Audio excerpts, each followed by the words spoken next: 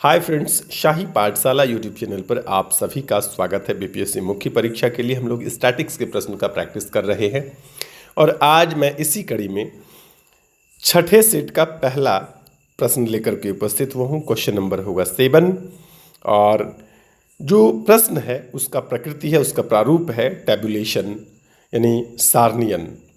तो सारणीकरण में आज हम लोग एक प्रश्न को देखने जा रहे हैं।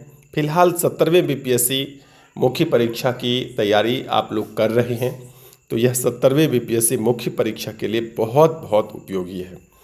यह प्रश्न बहुत भारी नहीं है, लेकिन फिर भी मैं आपको बता दूं कि सभी प्रकार के प्रश्न के बनाने का एक्सपीरियंस यदि आपके पास है, तभी आप किसी भी प्रकार का प्रश्न आने पर उसको सही समय सीमा के अंदर, निर्धारित समय के अंदर आप उसको सॉल्व करने में, आप उसको हल करने में सक्षम हो पाएंगे।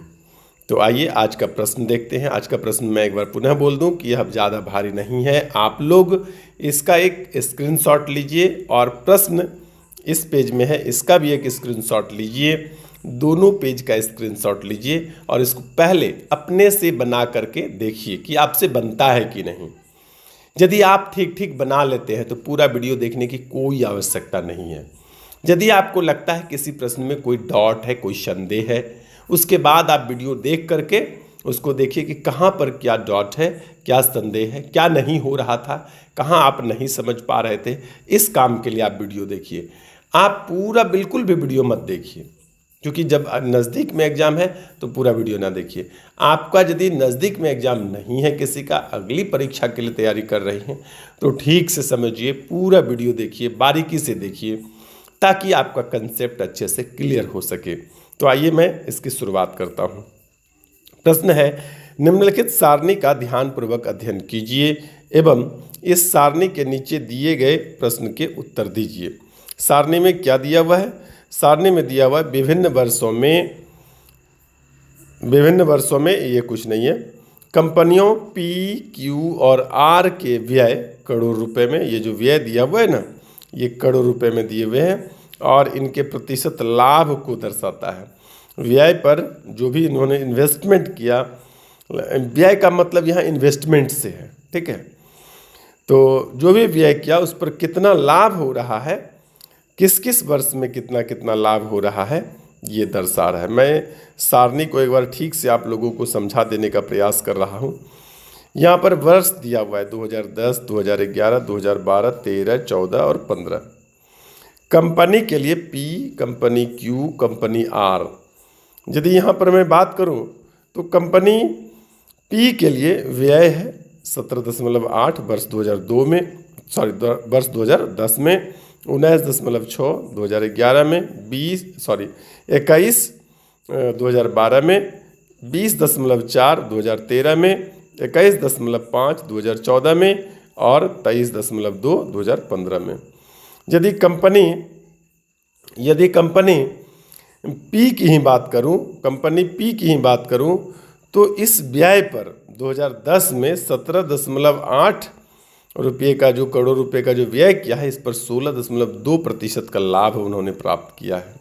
2011 में 19.6 करोड़ रुपए का व्यय किया है, उस पर उन्होंने 24.5% का लाभ प्राप्त किया है। कंपनी पी की बात चल रही है अभी।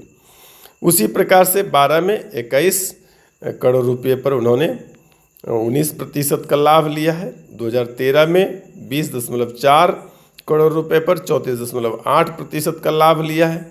2014 में 21.5 करोड़ रुपए पर 30% का लाभ लिया है। 2015 में 23.2 करोड़ रुपए के लिए 31.5% का लाभ लिया है। ठीक इसी प्रकार से कंपनी क्यू और कंपनी आर के लिए भी यहाँ पर व्यय और लाभ प्रतिशत दर्शाया गया है। अब आगे जो प्रश्न का डिमांड है, जो प्रश्न कहेगा, उस हिसाब से हम लोग उत्तर बनाएंगे, व्याख्या तैयार करेंगे और ज़रूरत पड़ेगी तो फिर से हम लोग टैबुलेशन पर आएंगे, सारणी पर आएंगे। पहला प्रश्न है, वर्ष 2014 में कंपनी आर एवं वर्ष 2011 में कंपनी पी की कुल आय कितनी थी, कुल इनकम कितनी थी। ठीक है, आय का मतलब इनकम से है। तो इनकम कितना है? इनकम बोलते हैं कि जितना खर्च हुआ और इस खर्च पर जो आपने लाभ लिया, दोनों को मिला करके जो हुआ वो इनकम होता है। तो यहाँ पर कहा गया 2014 में कंपनी आर के लिए, 2014 में कंपनी आर के लिए, 2014 में कंपनी आर के लिए ये है। उसके बाद कहा 2011 में कंपनी पी के लिए, 2011 में कंपनी पी के लिए, 2011 में कंपनी पी के लिए। अब एक बात मैं आपको बताऊं कि कभी भी इन्वेस्टमेंट जो है व्यय प्रतिशत में कितना होगा, तो 100% होगा। और लाभ कितना है? यदि कंपनी पी के लिए 2011 में बात करें 24.5 है, तो लाभ कितना है? 24.5। यानी यदि इनकम की मैं बात करूं तो इनकम प्रतिशत में कितना हो जाएगा? 124.5%। ये प्रतिशत में इनकम हो गया। इतना इन्वेस्टमेंट पर लाभ कितना हो जाएगा? लाभ नहीं, कुल इनकम कितना हो जाएगा? 124.5%। ठीक इसी प्रकार से यदि मैं बात करूं कंपनी आर की, तो 2014 में क्या होगा कि सभी का इन्वेस्टमेंट जो है, व्यय का मतलब इन्वेस्टमेंट से है, 100% होता है। इस पर लाभ कितना है? तो 21.5%। तो टोटल हमारा इनकम कितना हो जाएगा? प्रतिशत में इनकम हो जाएगा 121.5%।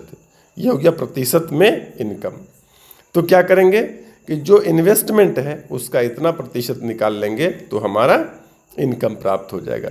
दोनों कंपनी के लिए अलग अलग निकाल लेंगे और दोनों को जोड़ करके जो होगा वो वर्ष 2014 में कंपनी आर की जो आय है, आपको पता ही है कि 100% क्या है, उसका इन्वेस्टमेंट है प्रतिशत में, और लाभ कितना है? 21.5%।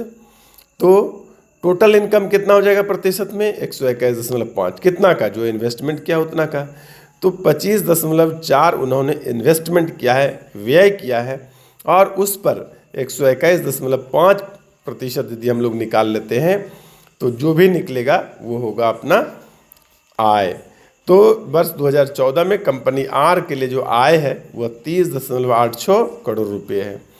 ठीक इसी प्रकार से वर्ष 2010 में कंपनी पी की जो आय है वो कितना है? 17.8 का 116.2% निकाले तो 20.68 करोड़ रुपये प्राप्त हुए।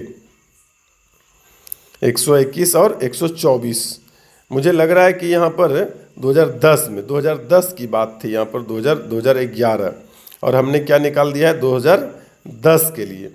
तो मैं आप लोगों को यही कहना चाहूँगा कि 2011, यहाँ पर 2010 ही मैंने लिखा है इसीलिए। तो प्रश्न में ये समझ लीजिए कि 2010 ही है। मैं थोड़ा सा यहाँ करेक्शन कर दूँ चूँकि सब कुछ बन गया है 2010 के हिसाब से, 2010, ठीक है। इसके बदले यहाँ पर क्या सोचिएगा? 2010, चूँकि जो मैंने निकाला है ये अकॉर्डिंग टू 2010 निकाल लिया है। अब कहा था कि कुल आय बताइए, तो दोनों को जोड़ दीजिए, दोनों को जोड़ दीजिए तो हमारा 51.54 करोड़ रुपये कुल इनकम हो जाता है। अब आइए चलते हैं दूसरे प्रश्न पर। कहीं कोई प्रश्न यदि समझ में नहीं आता है तो वीडियो को पॉज करके बैक करके उसको देख करके समझिए, और तब भी आपको कोई त्रुटि होता है या कोई समस्याएं आती है तो हमसे नीचे मैसेज में जा करके कमेंट करें। मैं आपके कमेंट का निश्चित ही रिप्लाई करता हूं। और आप लोगों में से अभी भी जिसने किसी ने भी हमारे चैनल को सब्सक्राइब नहीं किया है, प्लीज़ चैनल को सब्सक्राइब कर लीजिए। आगे मैं एक सूचना और भी देना चाहता हूं कि बीपीएससी टीचर के लिए जो लोग बीपीएससी टीआरई 4.0 के लिए तैयारी कर रहे हैं, आगे भी तैयारी करेंगे, उसके लिए मैं जीएस 40 प्रश्न का जो होता है उसका एक सीरीज लेकर के मैं आ रहा हूं।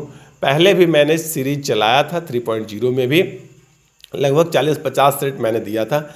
बहुत प्रश्न लड़े हैं, किस किस सेट से कितने सेट नंबर से कितना प्रश्न आया है इसको मैं किसी न किसी वीडियो के माध्यम से भी आपको बताऊंगा। फिर आपको लगेगा कि कितना इम्पोर्टेंट सेट शाही पाठशाला के माध्यम से आप लोगों को उपलब्ध कराया जाता है।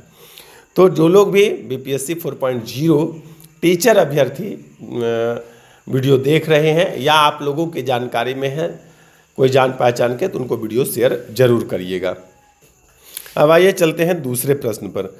दूसरा प्रश्न क्या कहता है दूसरा प्रश्न कहता है वर्ष 2015 में कंपनी पी और कंपनी क्यू के लाभ के बीच का अंतर ज्ञात करें। 2015 में ही दोनों कंपनी के देखना है।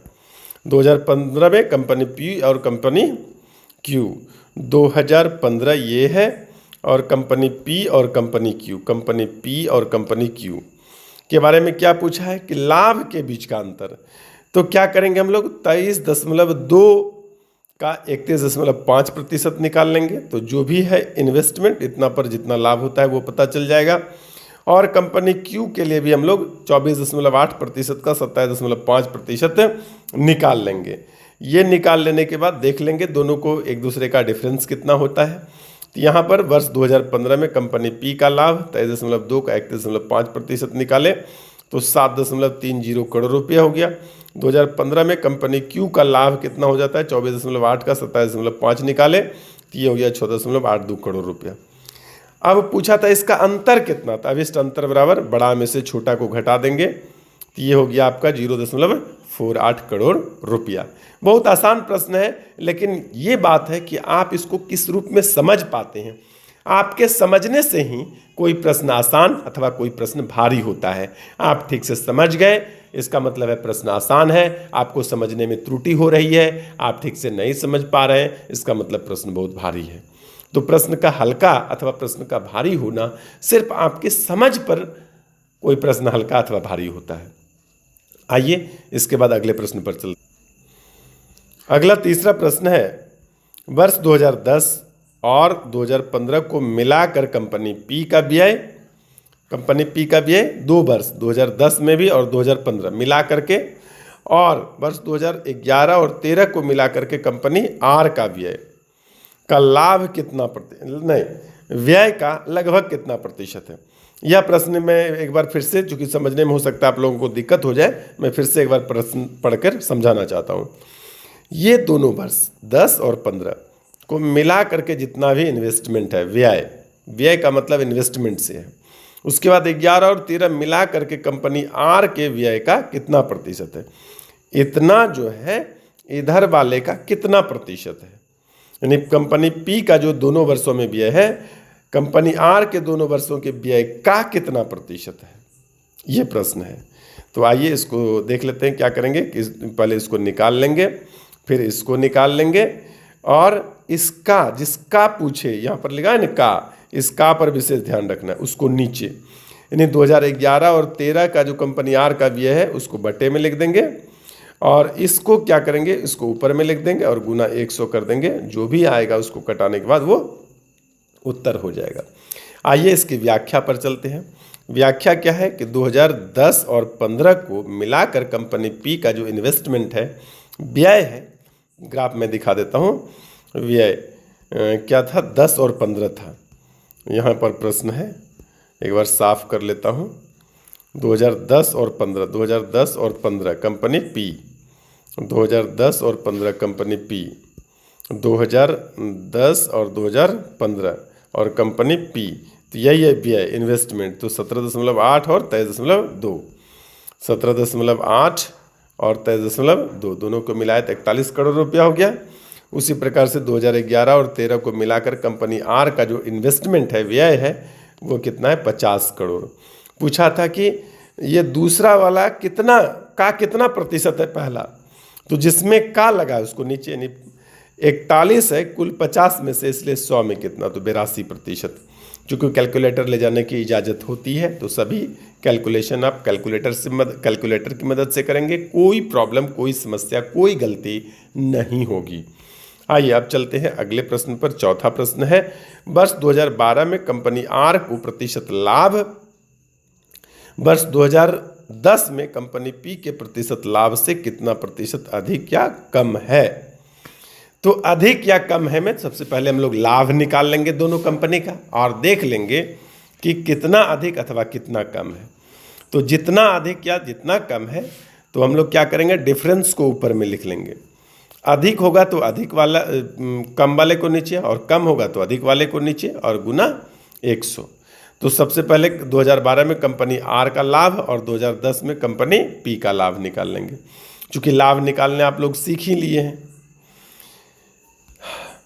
मैं एक बार फिर से प्रश्न को पढ़ना चाहूँगा, चूँकि सॉल्यूशन अलग तरीके से था। वर्ष 2012 में कंपनी आर का प्रतिशत लाभ जो भी है, और कंपनी 2010 में पी के प्रतिशत लाभ से कितना प्रतिशत अधिक या कम है। तो लाभ का प्रतिशत इसमें कितना है, 28.4 है। 2010 में पी का लाभ प्रतिशत 16.2 है। तो यहाँ पर 12.2% लाभ क्या है, अधिक है। कितना में से अधिक होगा, तो कहाँ से अधिक होना शुरू होगा, तो अधिक है तो 16 से अधिक होना शुरू हुआ। तो जहाँ से वृद्धि हुआ, ज़्यादा हुआ, उसको बटे में, तो 12.2 ज़्यादा हुआ, कहाँ से, 16.2 से, इसलिए 100 में कितना, तो हो गया आपका 75.30%। तो ये हो गया आपका चौथा प्रश्न। आइए अब चलते हैं हम लोग अंतिम और 5वें प्रश्न की ओर। वर्ष 2013 में कंपनी क्यू की आय एवं वर्ष 2012 में कंपनी पी के व्यय, एक बार आय बोला है, एक बार व्यय बोला है। व्यय की लगभग कितना प्रतिशत है, व्यय का लगभग कितना प्रतिशत है, ऐसा होना चाहिए था। व्यय का लगभग कितना प्रतिशत, जिसके साथ का लगा तो 2012 में कंपनी का व्यय, पी का जो व्यय है उसको बट्टे में लिख लेंगे, और 2013 में जो कंपनी क्यू का आय है उसको ऊपर लिख लेंगे और गुना 100 करके निकाल लेंगे। इसका भी सॉल्यूशन यहाँ पर है। 2013 में क्यू की आय 23 का 125%, आय का मतलब इनकम से है तो 25% लाभ होगा, 100% इन्वेस्टमेंट है, तो 125% कुल पूंजी हो गया, तो ये हो गया 28.75 करोड़ रुपया। ठीक इसी प्रकार से 2012 में कंपनी पी ने कितना, 21 करोड़ का इन्वेस्टमेंट किया था। इन्वेस्टमेंट का मतलब व्यय से है। अब पूछा कि इसके सापेक्ष में ये कितना है, तो 21 है कुल 28.75 में से, इसलिए 100 में कितना, तो ये हल करेंगे तो आपका आ जाएगा 73.04%। ठीक है, तो ये था हमारा आज का स्टैटिक्स सांख्यिकी के प्रश्न। नियमित रूप से शाही पाठशाला के साथ बने रहेंगे। उम्मीद है कि आपको हमारा वीडियो पसंद आ रहा है। लगे रहिए, बने रहिए शाही पाठशाला के साथ। आज के लिए इतना ही, धन्यवाद।